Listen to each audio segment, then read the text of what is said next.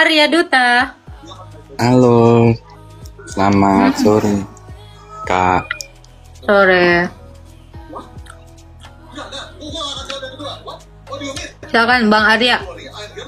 Ada yang mau ditanya, silakan. Saya sebenarnya mau tanya sih, Kak.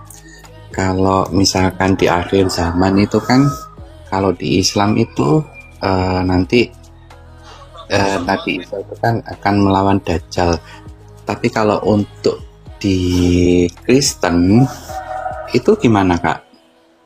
Itu aja saya tanya itu. Siapa melawan Dajjal?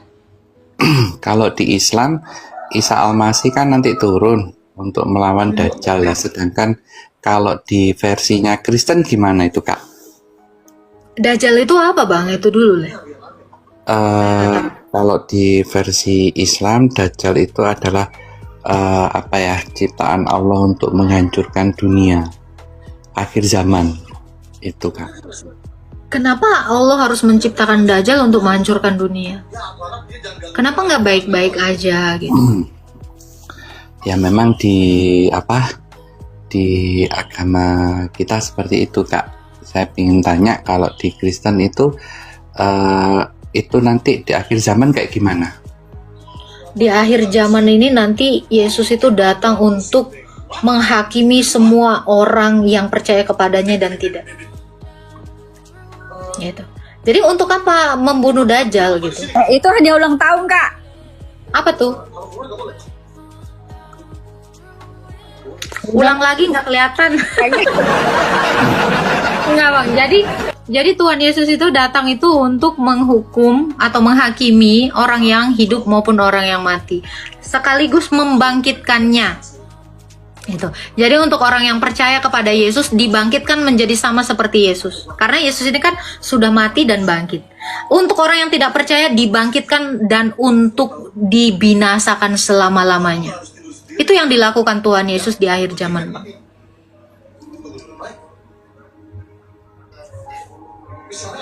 Seperti itu, Bang. Jadi Tuhan kami itu tidak melakukan sesuatu yang tidak beralasan.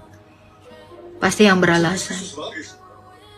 Gitu, Bang Arya. Ada lagi yang mau ditanyakan, Bang Arya? Satu lagi sih, Kak. Boleh. Halo. Sabar, Bang Lotus. Ini si Arya dulu. Silakan, Bang Arya. Iya. Sampai di mana Tuhan Kakak untuk memaafkan atau bagi orang-orang yang tidak sejalan dengan Kakak tapi dia percaya sama Yesus, apakah itu nanti akan dimaafkan?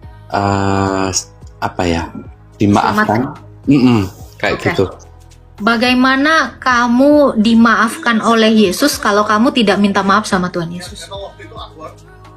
Mungkin nggak? Kamu dimaafkan oleh saya, misal contoh, kamu punya salah, terus kamu nggak minta maaf sama saya dan tidak mengakui kesalahanmu, mungkin nggak saya maafkan? Ya kan mustahil. Jadi bagaimana Kak dengan orang-orang yang percaya kepada Yesus tapi nggak minta maaf? Sama seperti gini Bang, saya percaya air ini bisa menghilangkan haus, tapi nggak saya minum. Maka haus saya tetap ada, tapi kalau saya minum, saya akan kehilangan haus itu gitu. Jadi demikian untuk orang yang percaya bahwa Yesus itu adalah Tuhan, maka kamu harus mengikutinya supaya kamu itu bisa selamat. Sekarang gini Bang, Abang ini Muslim kan ya, Bang Arya? Muslim, Kak. Oke. Abang percaya nanti akan dibangkitkan setelah mati? Siapa satu orang yang sudah dibangkitkan oleh Allah? Belum ada toh? Kenapa Bang bisa percaya? Dan kenapa kamu percaya Yesus itu akan membangkitkan kami? Karena Yesus itu sudah pernah mati dan bangkit. Yesus juga sudah pernah membangkitkan orang yang mati. Jadi kepercayaan kami benar-benar terbukti, nyata gitu loh. Disaksikan banyak orang. Makanya kami pun menjadi beriman akan penglihatan orang itu yang sudah disaksikan orang itu. Secara logika ya Bang. Abang percaya nggak di sini ada kopi Bang? Bang Arya, Nggak percaya. Nggak percaya karena abang belum lihat kan? Iya, betul. Benar nggak? Ini secara logika. Kalau abang bilang percaya di sini ada kopi, walau abang tidak melihat, berarti abang beriman buta. Itu makanya kenapa orang Kristen itu percaya kepada Yesus, karena Yesus itu sudah benar-benar nyata. Dia mati dan bangkit. Untuk inilah ya, makanya kenapa orang yang di luar Kristen selalu mengolok-olok, Tuhanmu mati, Tuhanmu mati. Tuhan saya lagi mau buktiin gitu loh. Nanti kamu akan saya bangkitkan seperti saya. Tuhan Yesus tuh mau ngasih tahu itu.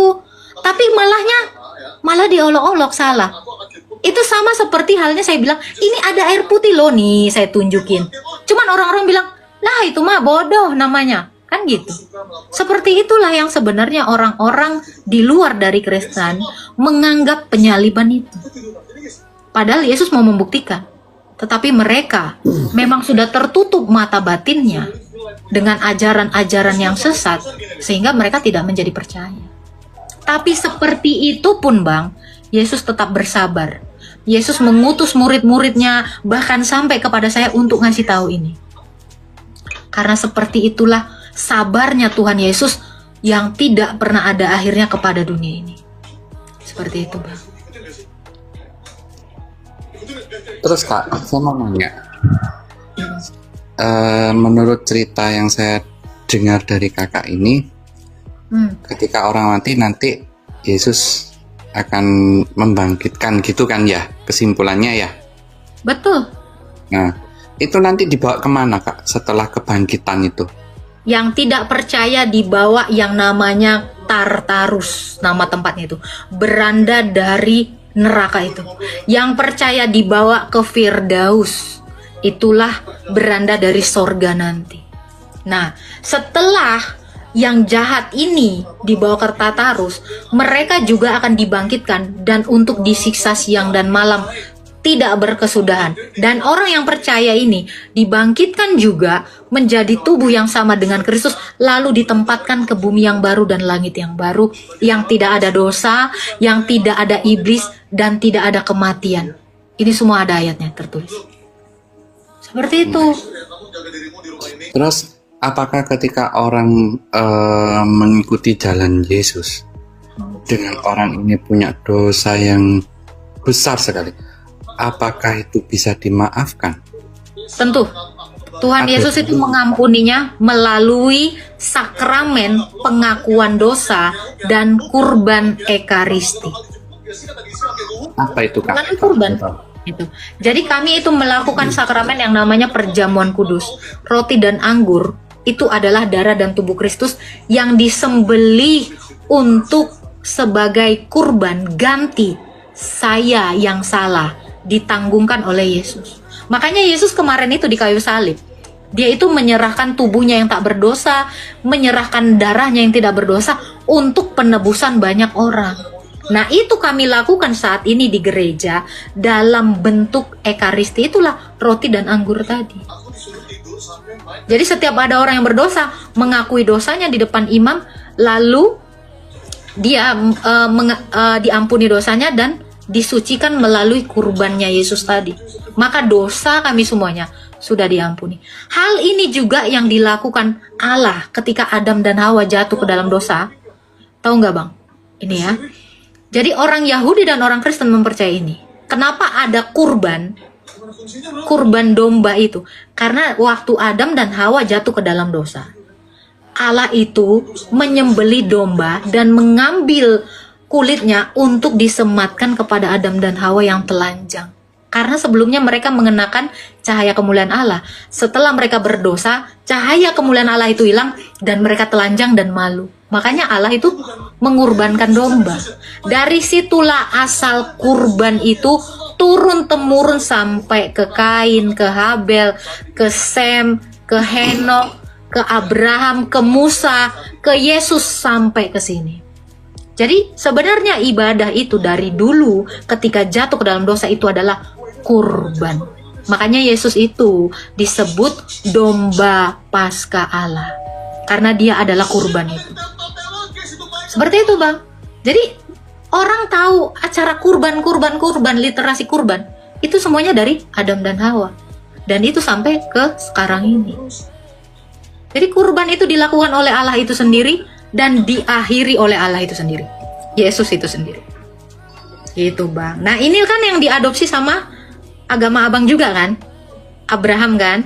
Ibrahim kan? Kurban menyembelih.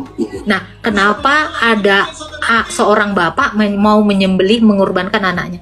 Itu yang dilakukan bapak, menyembelih anaknya sendiri, yaitu Yesus Kristus. Dan kalian melakukan itu tanpa tahu apa definisinya. Tapi orang Kristen tahu, tapi orang Yahudi tahu. Karena kami memang benar-benar tahu kitab Taurat Musa dan Injil itu serta Mazmur itu di dalam sini. Seperti itu Bang. Terus satu lagi ya Kak, boleh ya? Boleh. Definisi Kakak Yesus ketika dilahirkan oleh perawan Maria ketika di dunia ini dengan Allah, itu apa definisinya? Yesus itu sebelumnya adalah Allah dalam kekekalan. Lalu dia kan datang mau jadi domba nih, mau jadi kurban. Cemana cara dia harus jadi korban?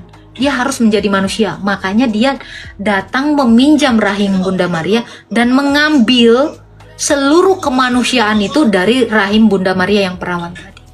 Makanya Yesus itu adalah Allahnya Maria dalam keilahiannya dan anaknya Maria dalam kemanusiaannya. Kurang paham aku Kak, kurang paham. Nggak pahamnya di mana? Masih bingung, kurang paham. Anda mau nanyakan definisi Yesus kan? Iya. Yesus ini adalah Tuhannya Maria dalam keilahiannya dan anaknya Maria dalam kemanusiaannya. Karena Yesus ini adalah Allah yang mengambil kodrat manusia. Mengambil artinya menambahkan. Saya kasih contoh gini Bang. Sebelumnya adalah Tuhan Yesus ini Allah. Ini ada dalam kekekalan. Lalu dia 2000 tahun yang lalu, karena Allah itu terang, tidak terhampiri. Lalu 2000 tahun yang lalu, Yesus ini datang mengambil kemanusiaan itu dari Maria. Nah, mengambil artinya menambahkan. Jadi Yesus itu sepenuhnya Allah dan sepenuhnya manusia. Dia baru jadi mengambil manusia itu 2000 tahun yang lalu melalui rahim Maria yang perawan. Kenapa harus perawan? Karena Allah itu sudah menubuatkan di dalam kitab Tauratnya Musa bahwa ada seorang keturunan perempuan. Kejadian 3 ayat 15. Ini Tauratnya Musa yang menulis. Bahwa Allah itu harus memperbaharui Hawa yang jatuh dalam dosa dari Hawa yang tidak jatuh dalam dosa, yaitu Maria. Mungkin abang masih bingung. Iya. Jadi Yesus itu adalah Allah dalam kekekalan dan juga manusia yang berawal. Masih bingung? Masih Kak, masih bingung. Saya kasih contoh. Anda tahu Al-Quran? Tahu. Tahu. Al-Quran itu baru ada abad berapa?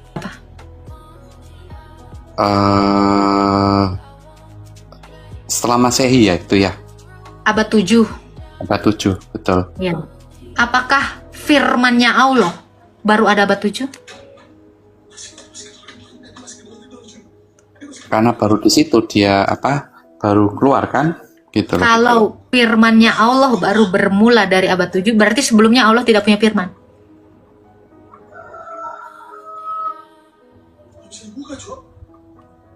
Gimana?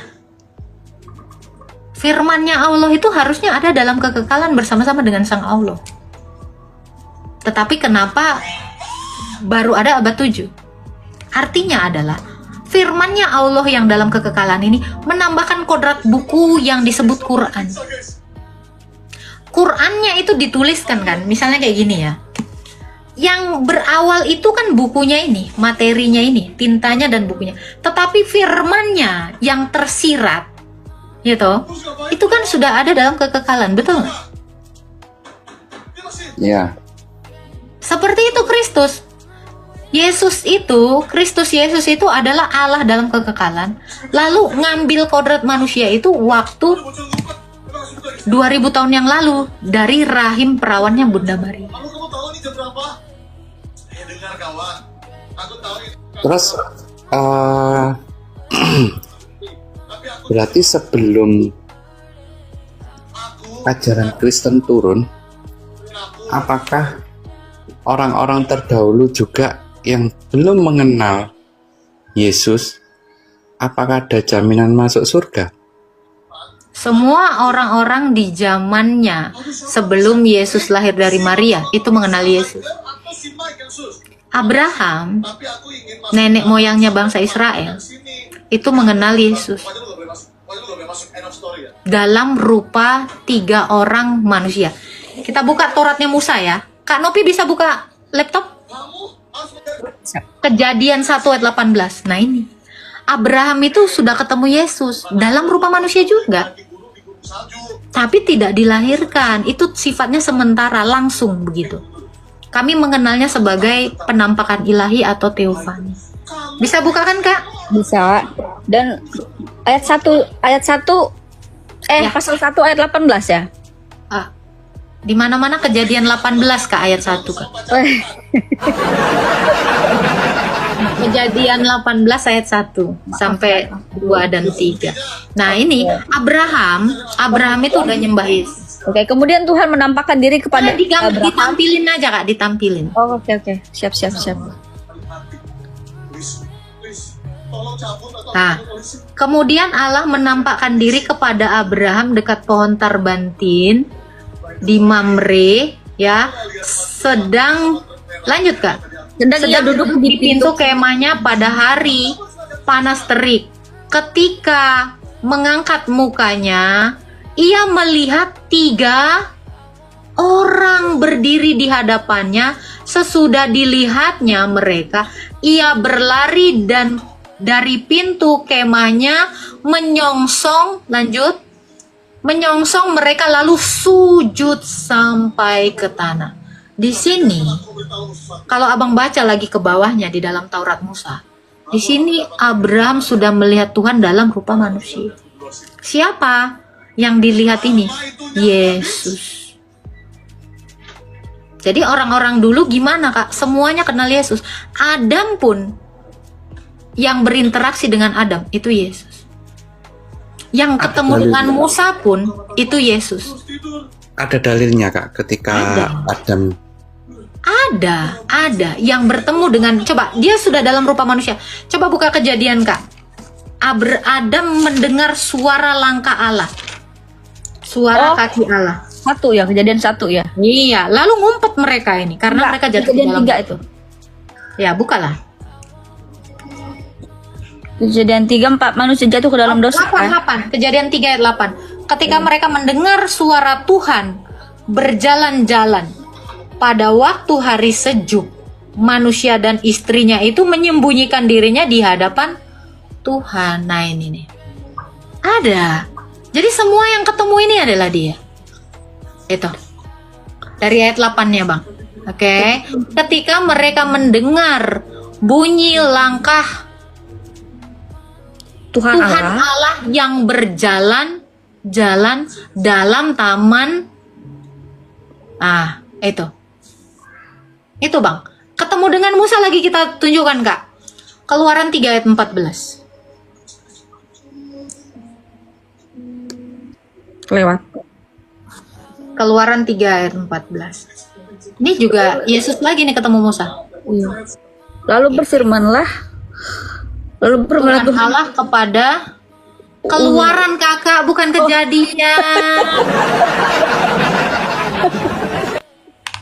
Keluaran cintaku. Sorry Kak. Maaf Kak. Siap. Ya ini. Oke. Firman Allah kepada Musa, Aku adalah aku. Lagi firman-Nya. Beginilah katakan kepada orang Israel. Nah itu, akulah aku. Dia memperkenalkan dirinya, aku adalah aku. Oke. Sekarang pembuktiannya dari Yesus. Coba bukakan ke Yohanes 8 ayat 58, Kak. Ini pengakuan Yesus ya. Itu pengakuannya Musa, pengakuan Allah kepada Musa, dan Yesus pun mengaku yang sama. Yohanes 8 ayat 13. Tadi ketemu Abraham, ketemu Adam, ketemu Musa. 13:58 sih. Yohanes 8 ayat 58.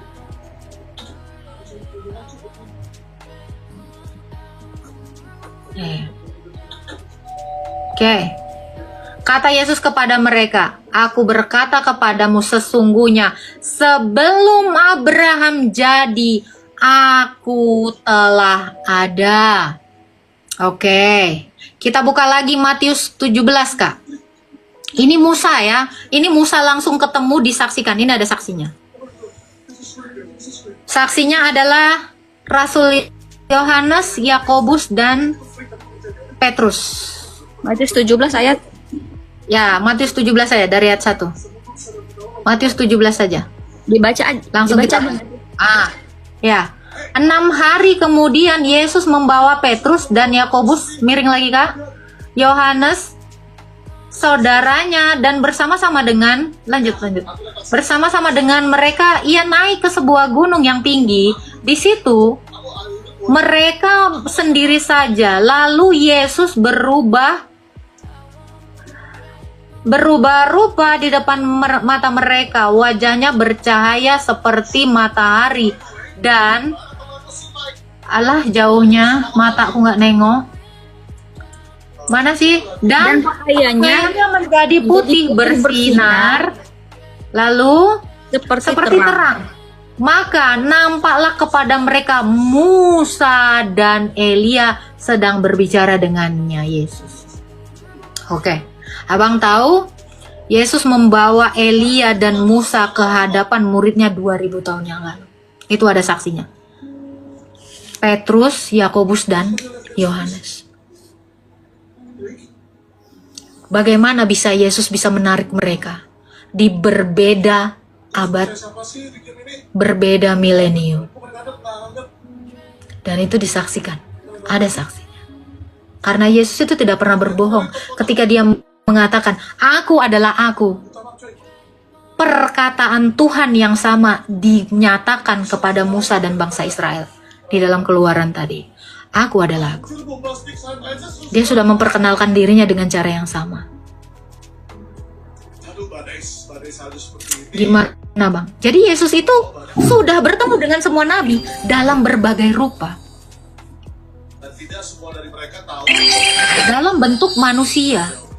Dan semua orang Israel mempercayai ini. Lalu tiba-tiba di agama yang baru di abad 7 mengatakan Allah nggak pernah menampakkan diri. Gimana ini? Ini kalau kita cari itu tuh orang-orang Yahudi, orang Israel. Itu adalah cucunya dari Abraham. Cucunya para nabi itu orang Israel. Itu benar-benar. Dan mereka tahu ini semua. Dan mereka tahu nenek moyang mereka itu ketemu dengan Tuhan dalam rupa manusia. Tiba-tiba di abad ke-7 dikatakan Tuhan gak pernah menampakkan diri dalam rupa manusia. Malah diketawain. Kok Tuhan jadi manusia? Loh, semua nabi ketemu dengan Tuhan dalam bentuk manusia. Kok tiba-tiba ini ceritanya beda, atau ketidaktahuan apa yang kalian alami? Gitu Bang Arya. Silakan Bang Arya. Oke Kak, terima kasih atas penjelasannya. Terima kasih Kak Agatha. Ya. Semoga nanti abang berpikir ya, gimana nanti setelah aku mati? Mungkin gak aku dibangkitkan oleh Tuhan yang belum pernah membangkitkan? Atau aku mau percaya kepada yang memang sudah pernah membangkitkan orang ini? Itu aja. Iya. Makasih Kak Agatha. Makasih Pak Arya. Biar jadi bandren. Iya. Makasih. Ya. Yuk Kak, makasih. Selamat sore. Keren banget ya Tuhan kita ya. Keren lah pokoknya.